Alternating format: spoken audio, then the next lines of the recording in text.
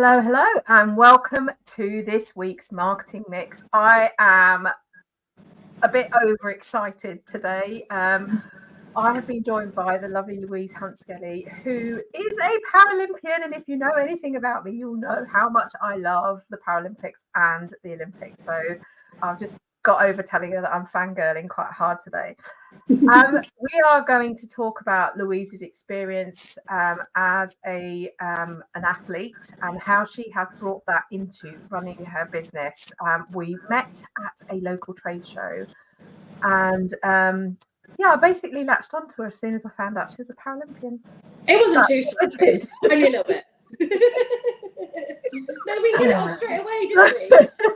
If you have any questions for Louise as we go on, please put them into the chat. But for now, what I'm going to do is, Louise, please introduce yourself and tell us a bit more about the business that you're running today. Yeah, so as you mentioned, I'm a former Paralympian. My sport was wheelchair tennis. So I actually retired from being a professional athlete sort of just over 18 months ago now. And my dream and ambition was to be self-employed post-athletic career. I think from the last 5 years of my career, I was fully in charge of my own schedule. I was self-funded, and I had a little taste of that. So it really pushed me to be actually, when I'm done with this part of my life, I want to be my own boss, basically. So I do a massive variety. So I will try and put it into a nutshell. I do commentary. I run international tournaments. I do public speaking, so often motivational and inspirational talks. I've just started a little new venture, which is all around inclusion and diversity, something I'm really passionate about. And I work with some local charities too, and I do a lot of stuff in schools, in kind of a mentor role. But I think although there's a big variety for me, my overriding passion and drive in everything I do is just my absolute desire to show the world that being different can be your superpower, and that we all kind of deserve a place in this world, and just to kind of keep breaking down those stereotypes of what is possible. Amazing. And I have to say, if you get to hear Louise talk about her career, like I did in Twickenham, another favourite place of mine, do go and listen, because it is an amazing story, and I guess we'll touch on some of that today. So let's start off with goal setting, because as a Paralympian, you have these goals that you set, and I know you talked a lot about it in the presentation that I attended. So how have you taken that kind of experience and brought it over into running your business? Yeah, so I think goal setting, as you've sort of touched upon already, as an athlete is just a part of your DNA, actually, and that's kind of how you get to your ultimate end goal. Because what sport taught me, so obviously you have your big aspirations and your big goals. So for example, the Paralympics, for me it was Wimbledon, the highest level of tournament, but that's the long term, but you don't get there by just thinking about it from here to here.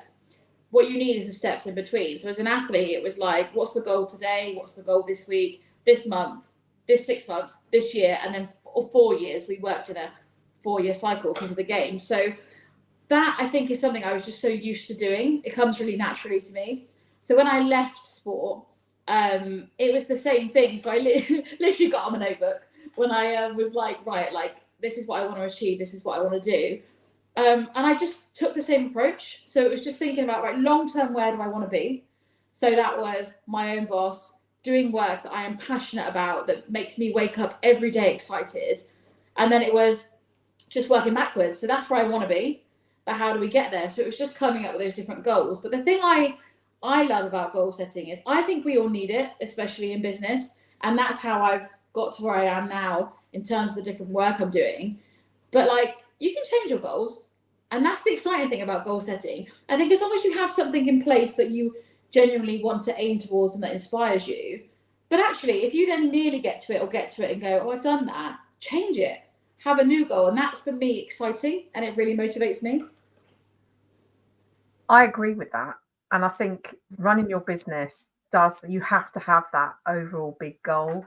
And have those little stepping stones to help you reach that. So Can you give us an example of a business goal you set yourself and what you're like the things that you're doing to try and achieve it? Yeah, so I suppose a good one would be so this year I really wanted to start a completely new venture again in my world, my world of the things I'm passionate about. But truthfully, I had no idea what it looked like.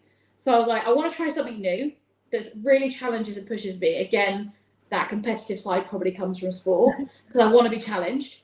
So it was on my plan for this year was to try something completely new, but that could really change attitudes and perceptions. And then, so what I was doing, just in every bit of work I did, I was just thinking about it and trying sort of taking notes of things that I feel places need to change in terms of attitudes and whatever it may be. And through meeting people at different things, I then met this amazing woman called Rachel Weaver, who you might have even met actually at Twickenham. Was she at Twickenham? Can't remember. There's, you know, when like those places blur into one in your mind. She's got experience in HR, and it was through a conversation with her that we were chatting, and she's really passionate about diversity and inclusion in the workplace, and so am I. But a lot of my work has been helping people to get into work, so helping them. And I'm like, actually, it's the work and the employment side that needs work. So this idea came out of a joint passion, meeting through mutual connections, and we've now run 2 of our workshops, which is helping people in business, in the workplace, learn how to embrace diversity and inclusion. And that's like my new little venture. And now we're looking at doing it in different ways in different places. So that's kind of one of my newer things. But I just knew I wanted a completely fresh, new challenge of something that I really care about. And it turned out it was that. So now my goal for next year is to really get that a regular thing, because it's still quite new. Like I say, we've done 2. But next year, we chatted about it, and our long-term goal, we want to be doing one of them a month in a different place. That's like our ultimate dream, whilst continuing to work with the employers that we've already been with. So that's now turned into a different goal for next year. So I'm really excited about that. And do you think that actually really caring about something makes you want to reach that goal more? 100%. So again, coming from that athletic background, I think some athletes sometimes lose sight of why they started a sport, right? But at the end of the day, you start sport because you love it and you found it fun. That's why I picked up a racket. That's why a footballer kicks a ball for the first time. Not to be a tennis player, to be a footballer. It's because it's fun. But I turned my fun hobby and the thing I loved into a career. So I had a taste of that my whole life. So when I left sport, I was like, I want to keep that feeling. I want to wake up every day really caring about the work I do. And I think that makes me better at my job. Yeah, absolutely. I mean, for me, it is about supporting small businesses. And just helping them in any way that I can. So some of it is paid, because I do need to get paid to have a business. But I do quite a few things that are free, just because I want to do that because I want to help somebody. And, if someone I know asks me my advice, and it happened recently, someone that I know messaged me and said, "Oh, we're really struggling for business at the moment." And we've got this whole list of emails and we feel like we should be emailing them. And what should we do? Absolutely. I've known you for ages. I feel like you're a business friend. Yeah.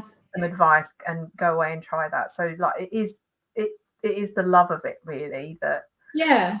But there's also a balance with stuff, like you say about some stuff for free. And of course we need to earn a living, but you never know what that giving your time and free stuff can lead to. And like you say, when you care about it, actually, it's not always driven by that. No. So as long as you've got a balance of both, it was some really good advice somebody I work with that gave me. Is now and again, you can give your time when you know it's the right time to give it, but always hold yourself in a high enough regard to know what you're worth. And it's just a balance. That's a good way of thinking about it. Yeah. For sure. I can't really take credit for that. It was advice I was given, but I can pass it on. Yeah. And I hope anyone who's listening will take that advice, but also pass it on themselves. I'm going to try and remember that. Yeah. So the other thing that really sports people and business owners need is quite a lot of resilience, because there's always challenges. And I know that running a business, you kind of have to motivate yourself. So Yes. can you give us some examples of how you've used your resilience from your sporting career to help you in your business? Yeah, so I think, my resilience, I think, comes from two places. I think it comes from being an elite athlete, but I think it's also like having a disability, sometimes whether you like it or not, kind of forces you to be resilient. So I think it's embedded in me in many ways. But for me, like, so I really strongly believe in, you literally cannot have the highs without the lows. But the lows is when you learn. So like when it's low and you're having a hard time, you might not realize it, but those are the opportunities where actually you learn a lot and you grow. And the highs are solely there for you to enjoy it. And I really believe when you get the highs, you should just be having the time of your life. Like, be present, be in the moment, because you've probably had all these lows beforehand. So we need that to get to there. So for me, like, that motivates me, because I really thrive off of like overcoming like adversity or a tough challenge. Like, I always say, you don't really, when something's easy, it's like, oh, that was good. It's a bit empty. It's like, okay, it's done. When something's been really hard and then you found a way to meet the goal, whatever it may be, for me personally, I get a massive sense of pride. So I remind myself of that. So that's what's like, I am resilient, I can be resilient. But remember, actually, when you overcome these tough moments, they're actually more rewarding and will lead to the better stuff. I hope that makes sense. But that's kind of how it relates to me. Yeah. And how are you, because I know I'm really bad at this, but how do you like remember the good things? Do you write them down? Like, what do you do to make sure that you remember the good things that have happened? Yeah, so one little thing which ties onto this, though, and again, advice from my sports psychologist on this, one of the best things he ever said to me was like, when you have tough moments and you struggle, you are allowed to have that moment. Like, you don't have to go, right, oh, come on, I'm going to fight through this. Sit with it for a minute, because actually it's a human emotion. You can't get rid of them. But it's then about turning that around. So this is what he taught me. It was like, when you're struggling and finding things hard, sit with it. That's how I feel. And then it's the reminder of the good. So what you just said. For me, I love writing things down. So I'm always writing lists and notes and things. And actually, when I had a really tough time a few years ago, I found writing 5 things I'm grateful for down. I had a little notebook by my bed every night. That really helped me for a couple of months. It meant I went to sleep on a positive note. So that was a little tip that helped me. But now it's more about having things around me. So I have things in my home, like it could be a little note, it could be a quote, it's sometimes photos, and they're just strategically placed. So they're a constant reminder. It's a screensaver on my phone. Like, my husband's Paralympian, and in like his screensaver is a gold medal because he wants to win another gold next year. And that's like his thing. Yeah, and that's his thing, because every time he opens his phone, he sees that. So it's a bit similar. Like, that's a really good example that he does, but that really helps me. And I'm really conscious that I really thrive off people. So I'm someone that, I'm very much an introverted extrovert. I like my time to myself, but I do bounce off of people. And I have to remind myself not to retreat a bit, because actually I remember the good when I'm around the people I love. So when I said like to my friend, can we have catch up for like a cup of tea? That time, that reminds me of the good. So I make time in my week to make sure I'm doing things that serve me like joy and happiness. And that reminds me of the good as well. So it's a few little bits I do. Amazing. So those things, if you're not kind of in the habit of doing stuff like that, how do you motivate yourself to do that? Because I'm very good at remembering the one bad thing that went wrong in a sea of good things. I remember this one webinar that I did, and I looked at the feedback afterwards, and I had a ton of good feedback, but the only thing I could focus on was the one negative thing that one person said. Because you're human. Right? Like, that's like not an unnatural thing. For me, so I haven't always been this like level-headed, let's say. It's taken me a long time. And by the way, I still like have my moments, but like it's taken me a long time to get to this, for me, it's about making it your absolute priority and holding yourself accountable, because I've had some really tough times with my mental health in my life, and like these things have actually really saved me from some really tough times.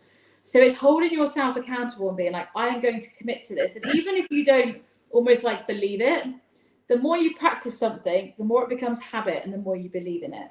So, and that comes from sport, because practice, you know, they say like the number's 10,000 times in sport. So 10,000 forehands, I'll have a perfect forehand. So in my head, it comes into everyday life. It's like, well, the more I tell myself that and the more I practice that, the more I'll believe it. And I believe it does work. So with that, like, it's normal to like draw upon something that's affected you negatively, but just remind yourself. So is it notes? Is it your screensaver? Is it a reminder set on your, I don't want to say Alexa in case it sets off my Alexa.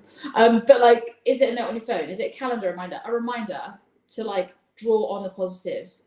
So like, don't let yourself get out of that habit, but it's holding yourself accountable and making sure you are helping yourself. I know it sounds a bit wishy-washy, but like it really worked for me, but it's just forcing the habit. And the more you do something, the more it becomes natural. I suppose, I guess, and I suppose I should do this, I will do this. I suppose this could be a personal goal for me, is to make sure that like next year I end the year with, I don't know, a notebook full of positive things that have happened. Yeah, because it's when I go back on that journal, like I'm like, I have this whole book. And you know, it's really interesting when I go back to it, because I can kind of tell how I was feeling each day looking at it. And some days it's like, I'm grateful for this amazing holiday I had, or this new jumper I bought. And other days I'm grateful the sun shone today. I'm grateful for my dog. I'm grateful for the nice food I ate. Like, there's actually so many things that are good and that you're grateful for. And I think we get lost in they have to be these massive things. Yeah. But actually, no, like today, I'm just grateful to sit here and talk to you in a warm house with internet. How lucky are we? Like, to have a nice conversation with somebody. True. Like, you know, this is like lovely. Like, what a privilege. So I think like there is a lot of good. We just have to remind ourselves what those things are, because it's easy to hold on to the bad. But like I say, if it's something you struggle to do, I think remind yourself. And whether that's notes, like calendar reminders, whatever, but it becomes more of a habit the more you do it. Absolutely. And I'll just say that sometimes, like in lockdown 1, because it was supposed to be an Olympic and a Paralympic year, and in that lockdown I was absolutely willing the BBC to play the London 2012 opening ceremony. Absolutely willing, because I just wanted to go back to that time. Yeah. And Team GB actually played it they did it on their Facebook page, and then a couple of weeks later the BBC went through it again, and I think they might have shown the Paralympic one as well. But like just for that little bit of escape to go back to that time, because like for me that was just a fantastic year for me, because I was things like that. Like, you just used a great word, escape. Like, I really believe in escapism. Like, I really believe in finding that thing, if it's a TV show, an opening ceremony, music, whatever. Like, escape this crazy world and just absorb yourself in something you love. Yeah. Like, that's the best thing ever to help manage mental health. And like for you, like, I love that brings you that much joy. As someone who was in it, it's so lovely to hear that somebody else gets that joy. Because for me, it changed my life. So I feel it all again. Maybe not the funky white and gold outfits we were in. Oh, I love them. I absolutely love them. I know you got to keep yours as well. I'm jealous. I got to keep my entire Games Maker kit. So Games Maker kits were lovely, though. Really nice. So we will rock them at the next expo. We'll turn up in our gear. I might have to lose some weight. Yeah, but anyway. So, that, you know, that kind of I guess that kind of activity requires a bit of a mindset shift, and I suppose there was a similar way. Maybe you had to have a mindset shift from being a Paralympian, an athlete, to becoming a business owner. So can you take us through what that was like and what your approach to it was? Yeah, there was definitely a shift, but lots did come with me at the same time. So that resilience stuff we talked about, and that kind of like competitive drive just to be kind of the best version I can be, really. and keep having an impact in those areas. That all comes with me, because I still had all of that when I was an athlete. But one of the shifts was, so the difference with what I'm doing now is, so I had my team when I was an athlete. So I sort of effectively, without realizing it now, managed like a lot of people, because I was obviously in charge of like making sure I had my coaching sessions, fitness, nutrition, psychology, all of that. I had to manage. So all those organisation skills came with me, but actually none of the people did, which is interesting. They're all still in my life, obviously, and they're amazing, but they're not part of the work I do now. So that was a big shift, because actually I was suddenly kind of going it alone. And like, when I say alone, I've got a lot of support around me, of course, but in terms of that specifically, all of my work is me. When people say, oh, what is it that you do? I'm like, well, I do me, and here are the things that I do. So that was a really interesting shift, but in a way I loved it before, but I quite like embraced the fact that it was just me and I could take full ownership of it. And it's like, oh, everything's my choice of my decision and on my schedule. So that was a big shift, but I actually kind of loved it. I love both. It's not one I prefer more than the other, but that was a big change I had to make. But luckily I had all the organisation skills that came along with me, which I think meant I could do that really.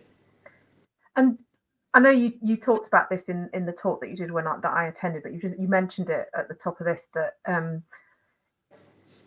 a lot of people don't realise how much money goes into being an athlete, a professional athlete, and you had to self-fund.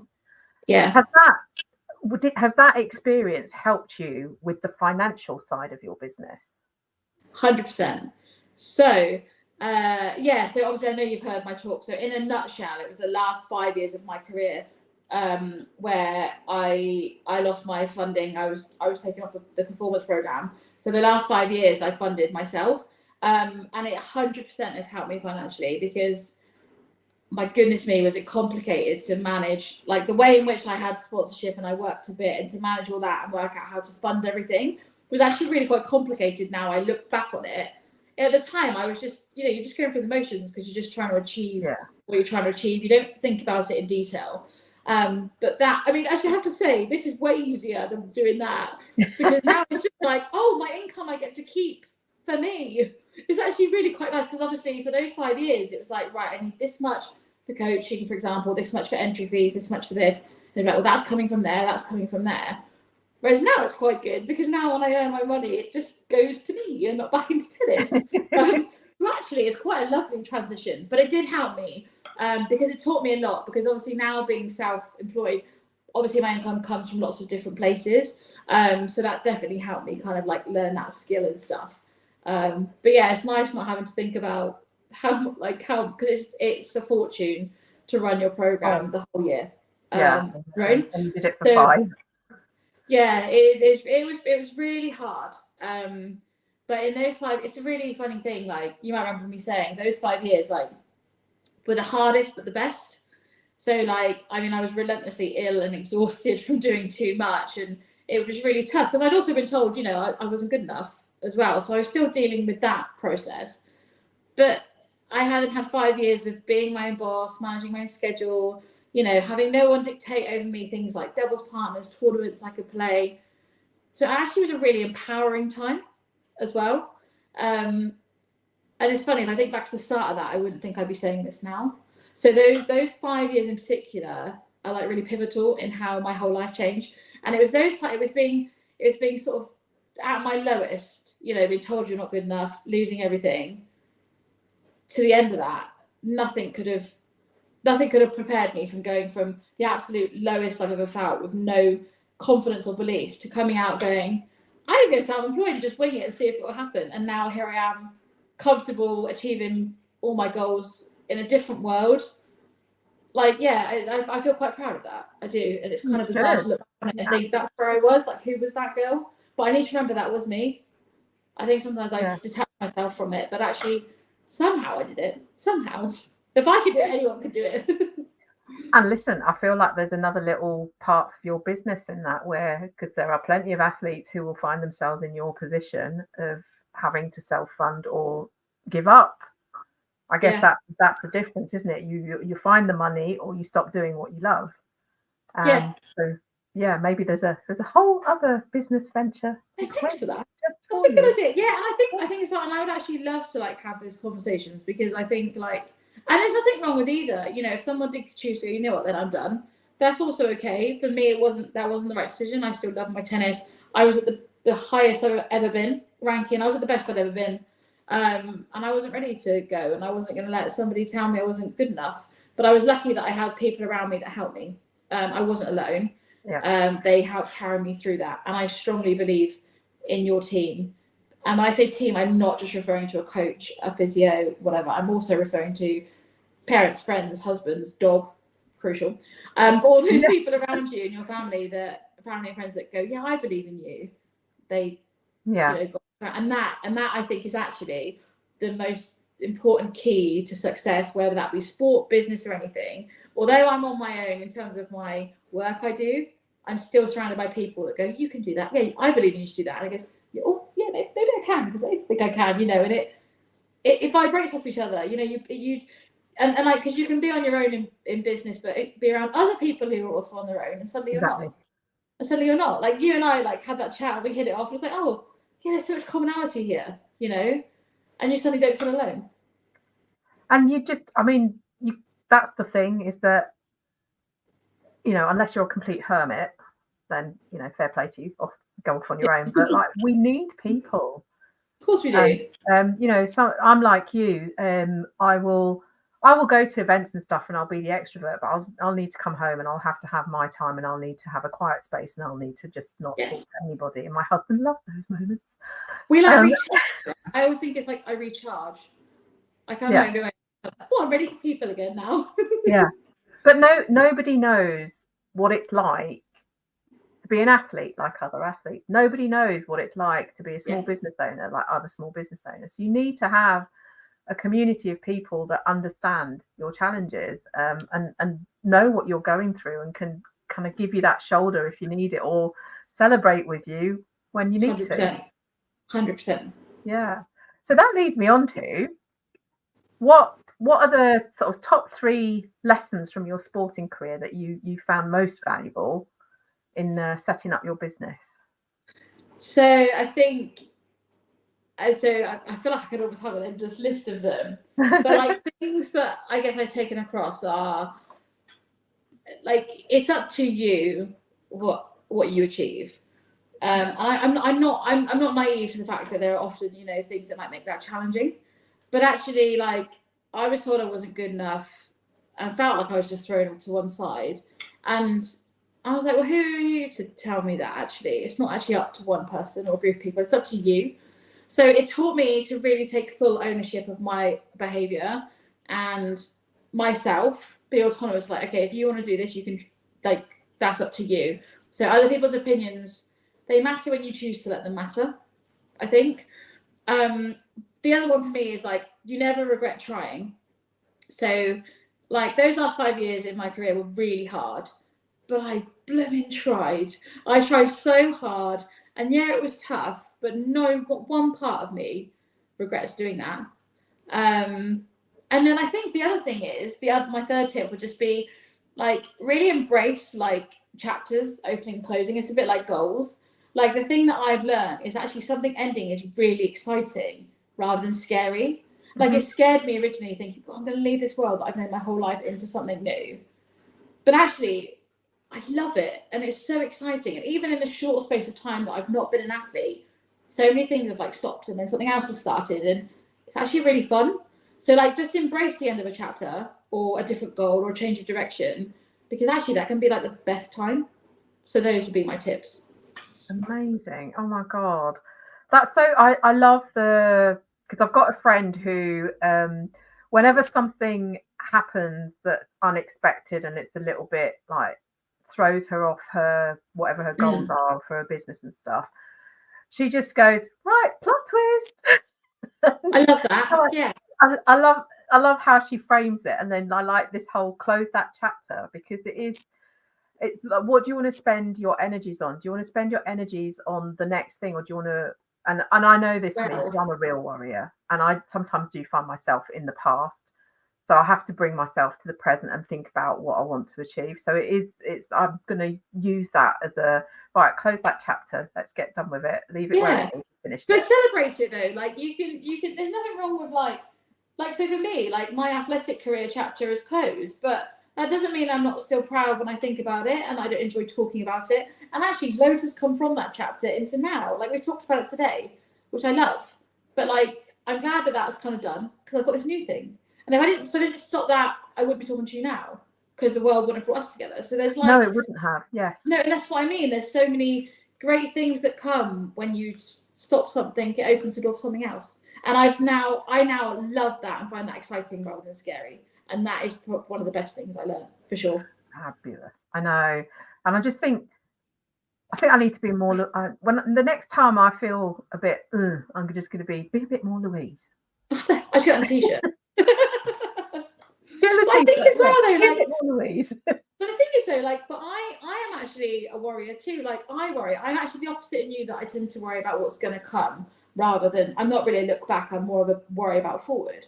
But like I think like it's just okay. Like I say, my sports psychologist taught me. It's like it's okay to have all of that, sit with it, but then do something about it. It's like, oh, I'm really worried about that.